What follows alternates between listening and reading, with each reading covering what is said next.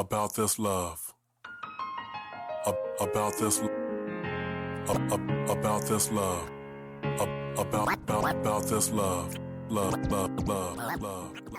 How you guys doing today? You are tuning into About This Love podcast with myself, Dale, and my wife, Charel. Say what's up to my peoples. What's up, peoples? As always, you guys can adjust our podcast anywhere where you can find podcasts. We're probably up there. Even the ones we don't know about, we're probably up there too. We recently was added to Pandora, and you can follow us on Instagram and Facebook, which are the only two places you can follow us. So let's get it cracking. What are we getting cracking? We cracking backs? Like we at the chiropractor? What we doing? Actually, we are at a chiropractor. I went there today.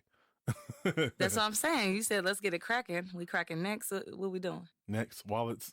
Oh my goodness. Anyway. Go ahead. Nice. No, I'm not even going into it. Go ahead, Charel. Okay. I'm sorry. I have to get that out of there. Go ahead. Okay. Well, today I thought it would be good to talk about our friends, our friendships, because, you want to be in a relationship. And I feel like a lot of people really genuinely want to be in a relationship with someone that leads to marriage one day. And it's like, you don't really take a look at your friends. And I say that because I have one example, and I think this is about my only example I have was when Dale and I started getting serious and we started talking about marriage.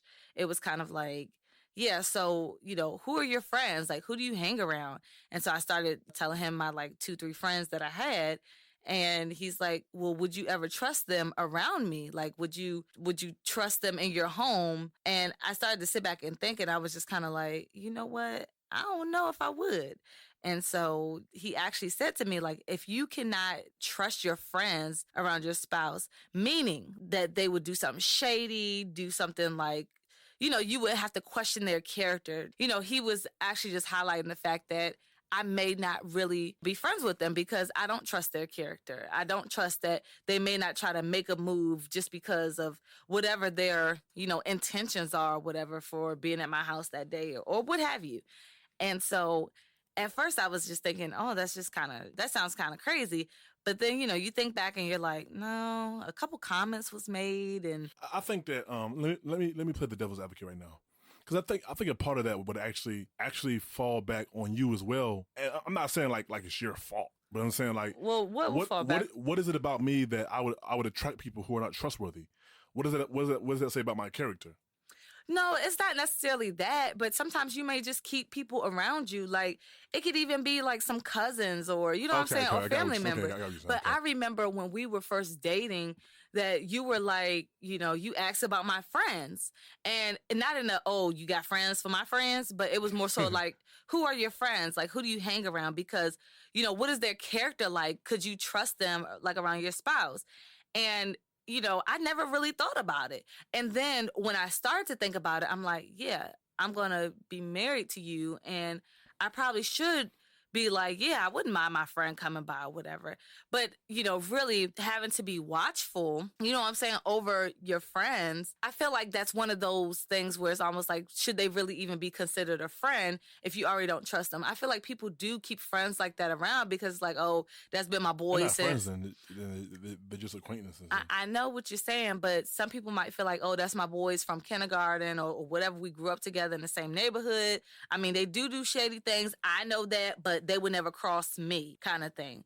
Didn't you say you had a coworker that just don't understand that you're around someone shady, they're going to get you caught up in something? Yeah. Yeah, I mean, not you, but them. But I told you, I told you that, when you're young, you have a false sense of loyalty to people. It's funny because, I did too. I said, even to this day, sometimes to this day, I think about it like I was really riding with dudes who had firearms who was going to do some crazy stuff. And I was in the car riding with them. I could have been killed or, could have gone to jail for whatever reason because I was just riding with these dudes, And it's funny because yesterday I was thinking about when I get older, I'm actually going to make sure my daughter understands that, you are to be loyal to people if they're loyal to you and love you. But when people start doing stuff that's wrong and it's bad, you get out ASAP. I think that's one of the things that always baffled me is that people would ride or die with somebody and they doing something wrong.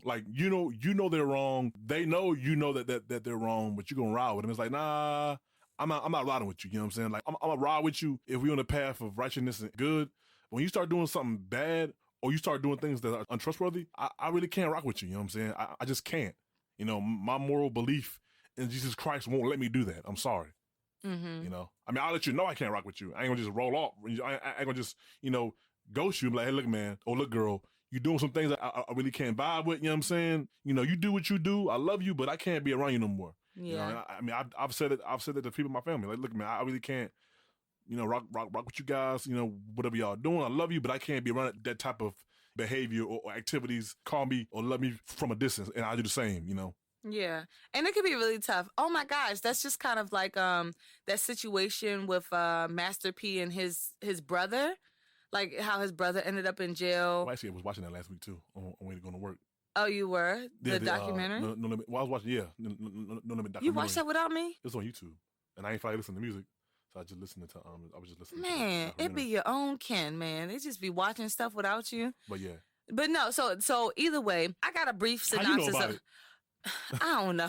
I don't know. You must have watched it too. No, I didn't. I didn't watch it. I think I seen like somebody talking about it on YouTube. I mean, I don't watch TV, but I watch a lot of YouTube. Same thing. And so, anyway, so I watch YouTube, and I think I seen a video, and I've grown up like seeing Master P and Romeo, and so I was just kind of like, oh, they have family in jail, and I love the singer Monica, like I love her singing, and so it was almost like, wait a minute, and she caught up in something, so I just kind of like entertained it, just to hear like how they're all like, you know, how they're all together or how they all connect or whatever, other than being in the music industry together. But basically, like, if y'all don't know the story, just a quick synopsis, you know, Master P's brother is in jail for kind of being with, like, the wrong crowd, because if you go and watch his documentary, it's something about Master P promoting, like, his family to kind of get out of the hood so that he can make a better life for them. And so something that he told his brother to do was like, you know, get yourself up out of the hood and get rid of your friends, or get rid of those people that you've been hanging around, because they're just going to bring you back down. But I think that, you know, that didn't happen. And so not that the brother actually committed the crime himself, he was made an example of. Yeah, he was made an example of. I think primarily because, you know, he was rich and in a position of I won't say power, but some source of power, because he had, you know, he had a level of wealth. Because I actually, when I was going to work, I was listening to it on YouTube, and one of the things Master P said was that, you know, I told C to you know, guy, his name is C Murder.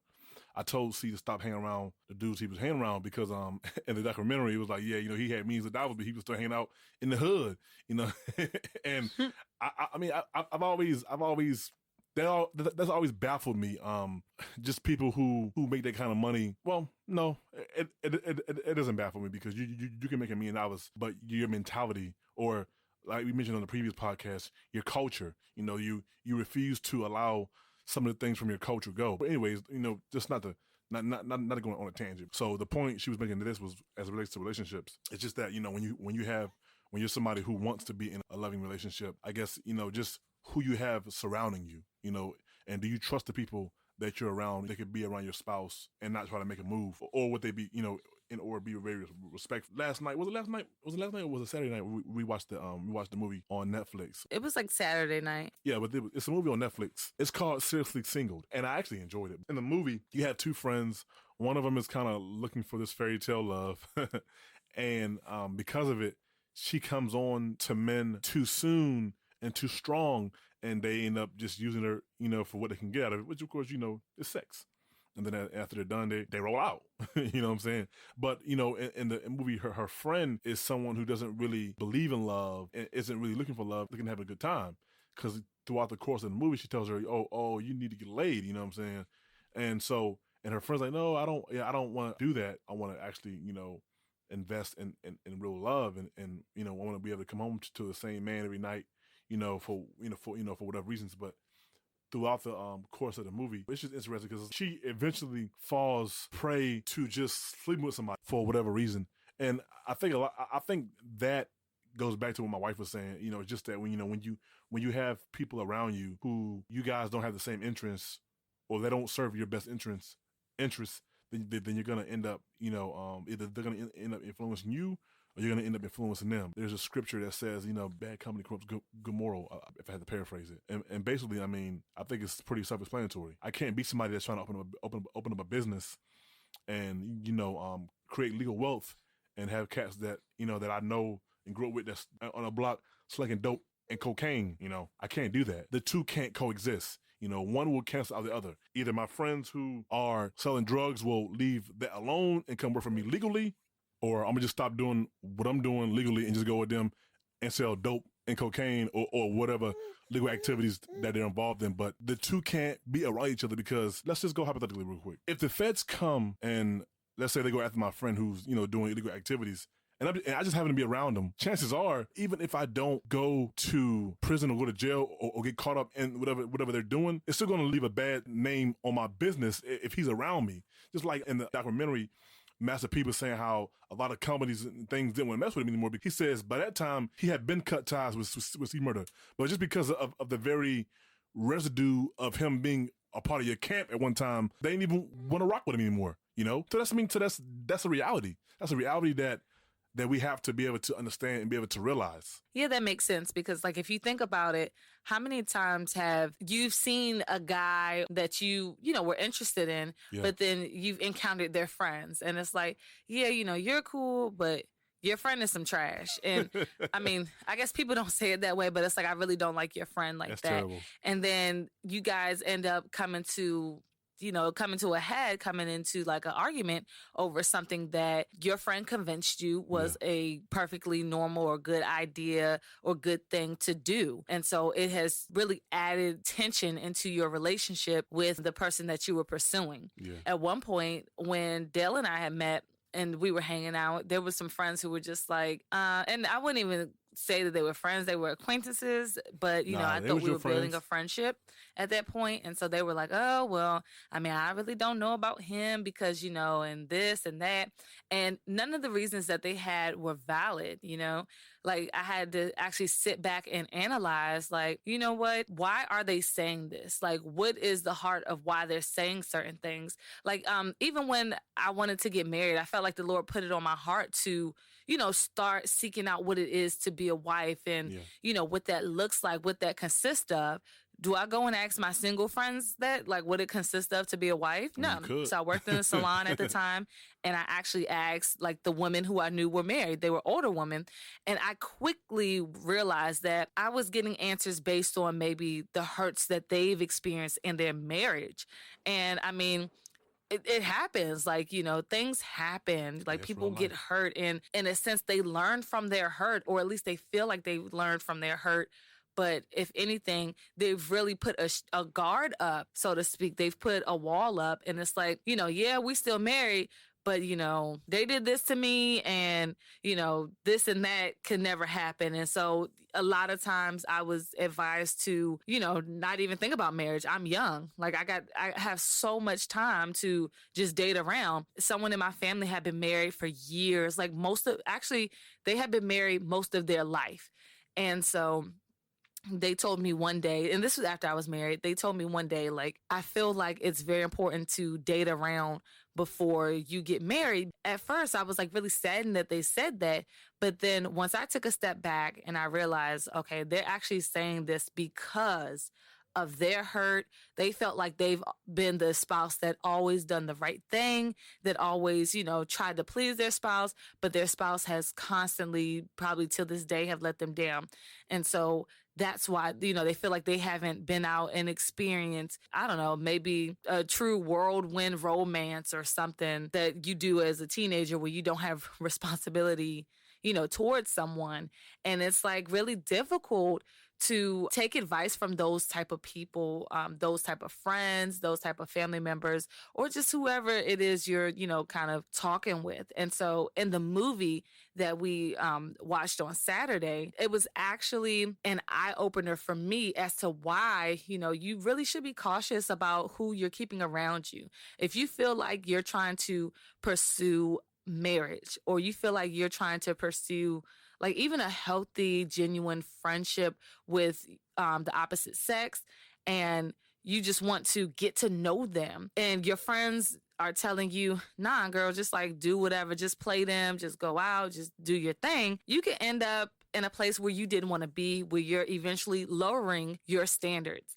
And what you don't want to do is lower your standards. Now, sometimes there are some completely unrealistic standards, but then also too, you have put those things in place because you felt like you've tried your hand at doing other things. And so this is what I haven't tried yet. I hadn't tried the Lord's way yet. I hadn't tried, maybe cutting everybody off and actually focusing in on what the Lord would actually have me to do. And could this be realistic for me, or could this work for me? And I mean, you'll find that once you do that, kind of cut back on letting your friends know, or even kind of hanging around those kind of people, or considering those kinds of people friends, or considering, their input on relationships or on your potential, marital relationship, you'll start to see things shift. So yeah, you might not have someone to talk to when you're upset about something, or when you're confused about something. You might not have those ones to talk to, but ultimately you probably don't even want those ones to talk to, because it's almost as though, they'll give you things that you didn't even need to consider or need to think of. Like when the Lord has already put on your mind, on your heart, that no, you are going to pursue this, you're going to pursue this person. You're going to get to at least know them for a couple months to a year. And you're going to pursue a friendship with them, or you guys are going to actually consider marriage, and, what are the steps to that? And then when you have those type of friends that will kind of sideswipe you in a way, it's almost like you're not getting anywhere, and you'll find yourself single. And, I hate to say misery loves company, because I know everyone who's single is not miserable. They are probably actively looking for a relationship as well. Yeah. But then because they aren't currently in a relationship, but then you're currently, trying to pursue someone you're trying to marry, they may just sideswipe you. Like the movie that Dale mentioned, I think it's called Seriously Single. Yeah. What we see in that movie, or at least what I got from that movie, was, this girl is living with this best friend. And the issue that I took with the best friend is that I'm living with you. You see that I'm, moving too fast with this guy, and you're not going to try to sit down and address, my issue with me. Like, you see it. You see that I'm a train wreck. But what you're going to tell me to do is forget about it and just go out and don't even think about men or whatever, or just kind of use them up and show them that you're having a good time and that, you've picked yourself back up. But I mean, until, the friend actually got into a situation where it's getting kind of serious, and she actually was like falling in love with the dude, that's when she decided to address her friend, who went back to this guy who eventually exposed himself to be a person who was getting married to some other woman, and that's when that's when the friend decided to tell this young lady, like, hey, you actually move too fast. You're a train wreck. Like, this is why things aren't going right, because you're doing things wrong. You have been doing things the wrong way. And I'm like, had she been a true friend, whether she was in a happy relationship, happy, secure relationship or not, she should have told her friend, like, hey, I love you, but you are going about things all the wrong way. True. And even before she met this other guy, like, it should have been like, you know what? Or maybe it could have been like this, like, you know what? Let's go out, have a good time tonight, get your mind off of it. Just have a girls' night. Let's get your mind off this initial breakup. And then we're going to come to a place where we talk about it. We actually process what happened. What did you do wrong? But what you'll find is that you don't have a lot of friends like that who can help you do that and help you navigate your own emotions, because they're miserable and they have their own hurts from past or things that they've seen in their own family and amongst their own friends. And it's like they can't even help you process or navigate what you may be going through.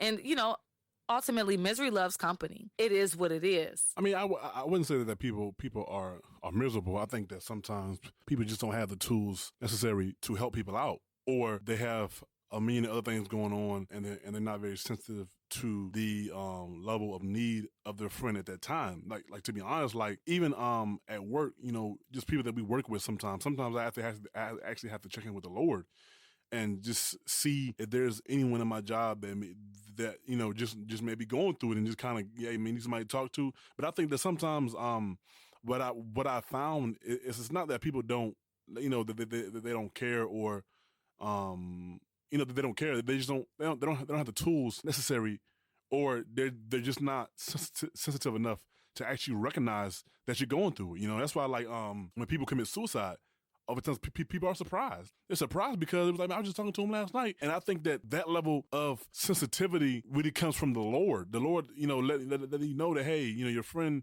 is really in a situation, you know, with a guy, and you know, you really need to talk to her and let her know that this isn't the way to go. You know what I'm saying? So I just think that, you know, apart from the Lord, a lot of the things that we should be cognizant of, we just don't have the ability to be cognizant of. Now, I do know and believe that naturally some people just have a natural discernment about them, even if they don't believe in the Lord. You know what I'm saying? I think that's just natural on some people. They can just pick up on things instantly, you know, without having to be told, or without having to you know, really, I guess, have a sense of discernment. We hope you guys definitely enjoyed the conversation on today. As always, please follow us on Instagram, Facebook, and you can, as always, you can ingest our podcast everywhere where podcasts can be found. Now, you know, we've added Pandora to the list of places where our podcasts are at, and soon we'll be on Amazon once they launch their podcast platform. So please continue to support us, continue to listen to our podcast. Please share, please comment. Let us know if there's topics that you guys would like us to talk about. Let us know if there's topics that we talked about in the past that you would like us to go more in depth, or just kind of go over it again. You know, as always, thank you for tuning into About This Love. Until next time, peace.